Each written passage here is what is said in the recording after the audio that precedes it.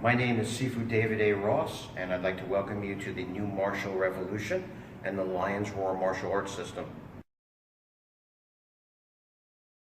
On here you're going to find weekly lessons introducing you to the method.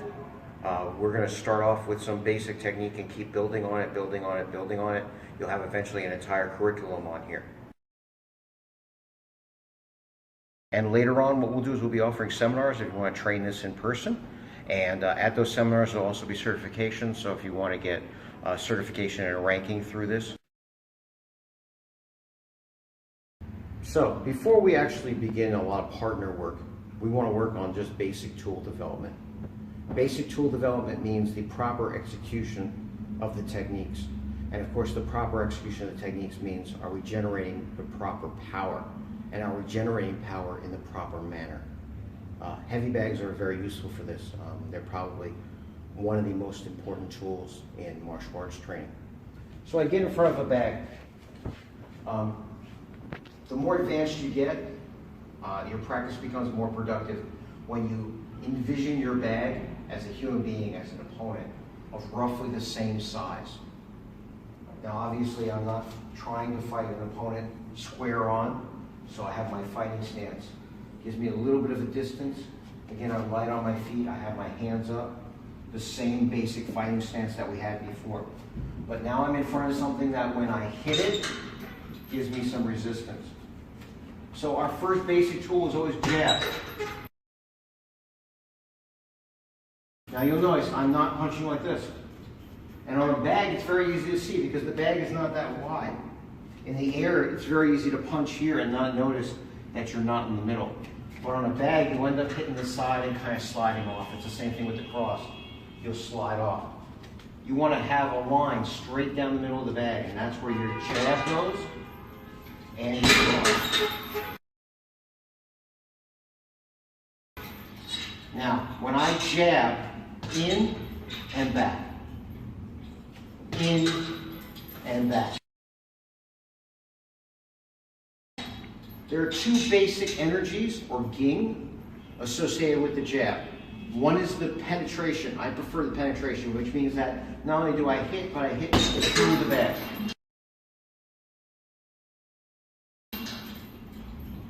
If you've done Western boxing, there's also the spring energy, which is more of the touch and come back, touch and come back. That's not to say that my penetrating jab doesn't come back, but it has that moment where it's actually doing the damage before it comes back.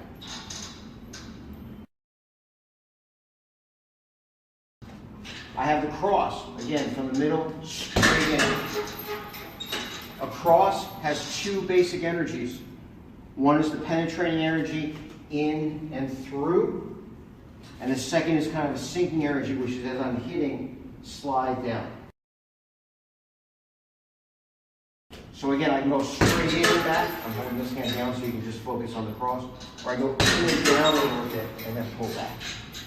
Obviously, I should be practicing with my hand up. So your basic tools are, first you develop jab, then you develop cross, then you develop jab, cross together. Hips and shoulders, jab, cross. So, my personal belief is that we need to practice both with and without gloves. I think without gloves, obviously has that self-defense feel to it. I think it's good for focusing on technique, but in addition to technique, we always have to have power, and we have to have repetition. And if you have a lot of injuries, you don't have repetition. So gloves allow us to hit hard, hit a lot, make impact, avoid injuries, and thus get in repetition. So we're talking about our fighting stance in front of the bag. We're talking about picturing the bag as an opponent, and we talk about basic tool development. You have jab,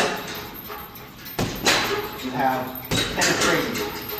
That doesn't mean it doesn't come back, but there's a little bit of a quality of hitting and going through.